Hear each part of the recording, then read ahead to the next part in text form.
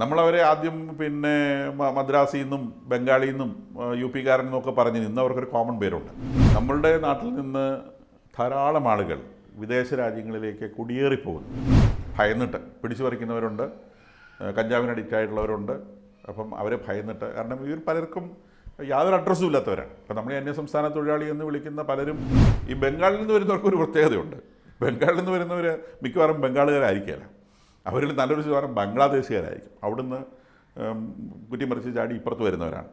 ചെറിയൊരു ശതമാനമെങ്കിലും ബർമ്മക്കാരുണ്ട്. റോഹിംഗ്യ മുസ്ലിംസ് എന്നൊക്കെ പറയുന്ന ഒരു കാറ്റഗറിയുണ്ട്.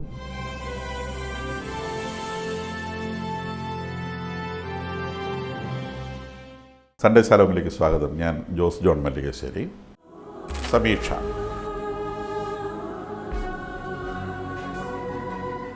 കേരളത്തെ സംബന്ധിച്ച് വളരെ ഗൗരവതരമായ ഒരു വിഷയമാണ് ഞാനിപ്പോൾ സംസാരിക്കാൻ ഉദ്ദേശിക്കുന്നത്.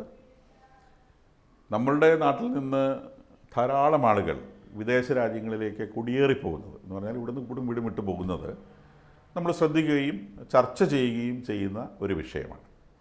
അപ്പോൾ നമ്മളുടെ കുട്ടികൾ വിദേശ വിദ്യാഭ്യാസത്തിനായി പോകുന്ന ആളുകളല്ല, എൻ്റെ കുടുംബത്തിലടക്കം ധാരാളം, എൻ്റെ വീട്ടിൽ ഇല്ല എങ്കിലും എൻ്റെ കുടുംബത്തിലെ പല വീടുകളിൽ നിന്നും കുട്ടികൾ കാനഡയിലും ഓസ്ട്രേലിയയിലുമൊക്കെ കുടിയേറി, ഈവൻ US പോലും കുടിയേറി അവിടുത്തെ സിറ്റിസൺഷിപ്പ് സ്വീകരിക്കുന്നു. അതോടെ അവർ ഇന്ത്യൻ സിറ്റിസണായി മാറുന്നു, ആ രാജ്യത്തെ സിറ്റിസണാവും. അവരവിടെ താമസിക്കുന്നു. അവിടുത്തെ അവരുടെ മക്കളായിട്ട് വരുമ്പം അമേരിക്കയിൽ താമസിക്കുന്നവൻ്റെ മകൻ അമേരിക്കക്കാരനാണ്, ഓസ്ട്രേലിയയിൽ താമസിക്കുന്നവൻ്റെ മകൻ ഓസ്ട്രേലിയക്കാരനാണ്, കാനഡയിൽ താമസിക്കുന്നവൻ കാനഡക്കാരനാണ്. അവൻ ഇന്ത്യയുമായി യാതൊരു ബന്ധവുമില്ല. അവനിവിടേക്ക് വരാനോ അല്ലെങ്കിൽ ഇവിടെയുള്ള ആളുകളെ കാണാനോ ഒന്നും താല്പര്യപ്പെടുകയുമില്ല. അതിൻ്റെ ഒരു വശം. ഞാൻ പറയാൻ പോകുന്നതിൻ്റെ മറുവശമാണ്. ഇവിടുന്ന് പുറത്തേക്ക് പോകുന്നതിൻ്റെ ഇരട്ടി ആളുകൾ കേരളത്തിലേക്ക് വന്നുകൊണ്ടിരിക്കുന്നുണ്ട്. നമ്മളവരെ ആദ്യം പിന്നെ മദ്രാസിൽ നിന്നും ബംഗാളിൽ നിന്നും യു പിക്കാരൻ എന്നൊക്കെ പറഞ്ഞ് നിന്ന് അവർക്കൊരു കോമൺ പേരുണ്ട്. ആ പേര് അതിഥി തൊഴിലാളി എന്നാണ്. അതിഥിയാണ്.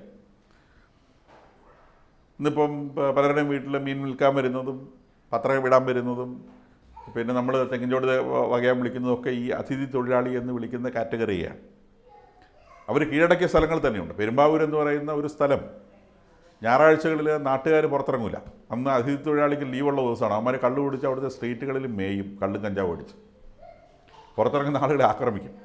അപ്പോൾ അതുകൊണ്ട് അന്ന് ഞായറാഴ്ച ദിവസങ്ങളിൽ പൊതുവേ തദ്ദേശീയരായിട്ടുള്ള ആളുകൾ പെരുമ്പാവൂർ സ്ട്രീറ്റിൽ ഇറങ്ങാറില്ല. ഭയന്നിട്ട് പിടിച്ചു പറിക്കുന്നവരുണ്ട്, കഞ്ചാവിന് അഡിക്റ്റ് ആയിട്ടുള്ളവരുണ്ട്.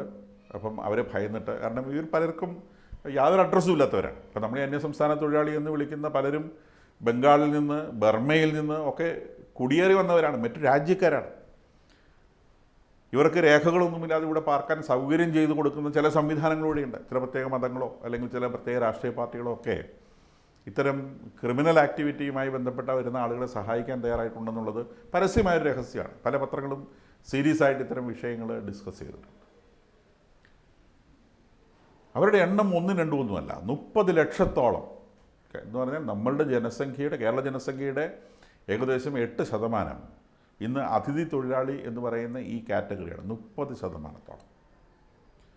അത് പിന്നെ തൃശ്ശൂർ, എറണാകുളം, കോട്ടയം ജില്ലകളിലാണ് ഇവർ കോൺസെൻട്രേറ്റ് ചെയ്തിട്ടുള്ളതെങ്കിലും കേരളത്തിലെ എല്ലാ ജില്ലകളിലും വളരെ പ്രോമിനൻ്റായി ഇവരുടെ പ്രസൻസ് ഉണ്ട്. ഇവരില്ലാതെ ഇന്ന് കേരളം ഓടില്ല. ഞാൻ പറഞ്ഞല്ലോ, നമുക്ക് മീൻ കൊണ്ടു തരുന്നതും പത്രം കൊണ്ടു തരുന്നതും നമ്മൾ തെങ്ങിന് കളിക്കാൻ വരുന്നതും ഒക്കെ ഇവരാണ്. അപ്പോൾ ഇവരില്ലാതെ നമുക്കിത് ഓടിക്കാൻ പറ്റില്ല. ഞാൻ അവരെ കുറ്റം പറയാനല്ല ഈ വീഡിയോ ചെയ്തത്. വേറൊരു കാര്യത്തിലേക്കാണ് ഞാനിതിൽ വിരൽ ചൂണ്ടുന്നത്. ഇത്തവണ മലയാള മനോരമയിൽ വളരെ ഗൗരവമായി പ്രസിദ്ധീകരിച്ച, അല്ലെങ്കിൽ വളരെ സന്തോഷത്തോടെ പ്രസിദ്ധീകരിച്ച ഒരു വാർത്തയാണ്. തൃക്കരിപ്പൂരിനടുത്തുള്ള ഒരു ബീച്ച് സൈഡുള്ള ഒരു ഗവൺമെൻറ് സ്കൂളിൽ ഈ വർഷം ആകെ 6 കുട്ടികളാണ് അഡ്മിഷൻ നേടിയത്. ഈ 6 കുട്ടികളും ഈ അതിഥി തൊഴിലാളികളുടെ മക്കളാണ്. ഇവർ, ഞാൻ പറഞ്ഞു, അതിഥി തൊഴിലാളികൾ നമ്മൾ ബംഗാളികളെന്നാണ് പൊതുവെ അവർ വിളിക്കുക. ഒറീസയിൽ നിന്ന് വരുന്നവരുണ്ട്, ബീഹാറിൽ നിന്ന് വരുന്നവരുണ്ട്, ഉത്തർപ്രദേശിൽ നിന്ന് വരുന്നവരുണ്ട്, ബംഗാളിൽ നിന്ന് വരുന്നവരുണ്ട്. ഈ ബംഗാളിൽ നിന്ന് വരുന്നവർക്കൊരു പ്രത്യേകതയുണ്ട്. ബംഗാളിൽ നിന്ന് വരുന്നവർ മിക്കവാറും ബംഗാളുകാരായിരിക്കില്ല, അവരിൽ നല്ലൊരു ശതമാനം ബംഗ്ലാദേശുകാരായിരിക്കും. അവിടുന്ന് കുറ്റിമറിച്ച് ചാടി ഇപ്പുറത്ത് വരുന്നവരാണ്. ചെറിയൊരു ശതമാനമെങ്കിലും ബർമ്മക്കാരുണ്ട്. റോഹിംഗ്യ മുസ്ലിംസ് എന്നൊക്കെ പറയുന്ന ഒരു കാറ്റഗറിയുണ്ട്. അവർ ബർമ്മയിലെ കുടിയിറക്ക് അനുഭവിക്കുന്നവരാണ്. അപ്പോൾ അവരവിടുന്ന് ജീവനും കൊണ്ട് രക്ഷപ്പെട്ട് ആദ്യം ബംഗ്ലാദേശിലും അത് കഴിഞ്ഞ് ഇന്ത്യയിലും എത്തുക, അല്ലെങ്കിൽ തെക്ക് കിഴക്കൻ ഈസ്റ്റേൺ സ്റ്റേറ്റുകളിലൂടെ, മണിപ്പൂർ, നാഗാലാൻഡൊക്കെ ഉൾപ്പെടുന്ന പ്രദേശങ്ങളിലൂടെ ബോർഡറുണ്ട്, അതിലൂടെ കടന്ന് ആസാമിലെത്തി ബംഗാളിലെത്തുക. ബംഗാളിലെത്തിയ പിന്നെ ഒറ്റ വിടലാണ്, അടുത്ത ചാട്ടത്തിന് കേരളത്തിലെത്തും. അങ്ങനെ കേരളത്തിലെത്തിയവർ.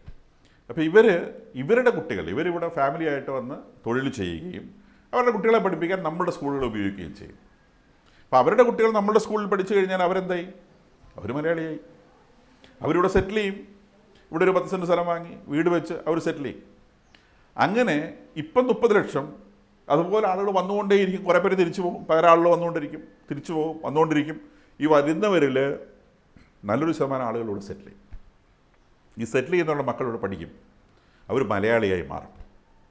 അങ്ങനെ ക്രിയേറ്റ് ചെയ്യപ്പെടുന്ന ലക്ഷക്കണക്കിന് അന്യസംസ്ഥാനത്ത് നിന്നെത്തുന്ന പുതിയ മലയാളികൾ അല്ലെങ്കിൽ മലയാളികളായി രൂപാന്തരപ്പെടുന്നവർ അവരൊരു ഡെമോഗ്രാഫിക് ചേഞ്ച് ഉണ്ടാകും. കാരണം ഇവരെല്ലാം ഒരു പ്രത്യേക മതവിഭാഗത്തിൽപ്പെടുന്നവരാണ്.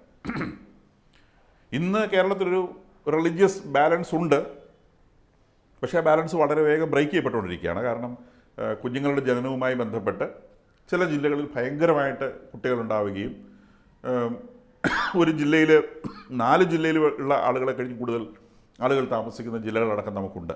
ജില്ലയായിട്ട് ഇന്നിപ്പോൾ വീതം വയ്ക്കുകയാണെങ്കിൽ 4 ജില്ലയായിട്ട് മുറിക്കേണ്ട സാഹചര്യത്തിൽ എത്തിയ കുഞ്ഞു ജില്ലകളുണ്ട്.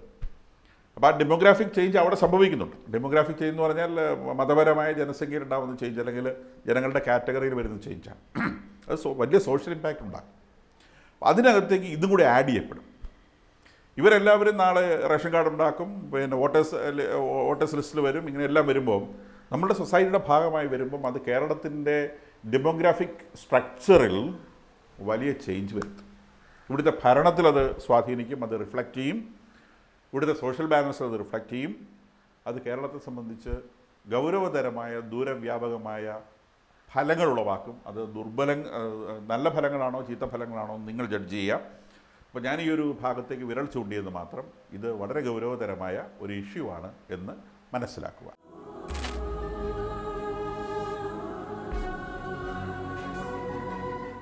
സമീക്ഷ ഇവിടെ അവസാനിക്കുന്നു. വീണ്ടും മറ്റു ചില വിഷയങ്ങളുമായി അടുത്ത ആഴ്ച നമുക്ക് കാണാം.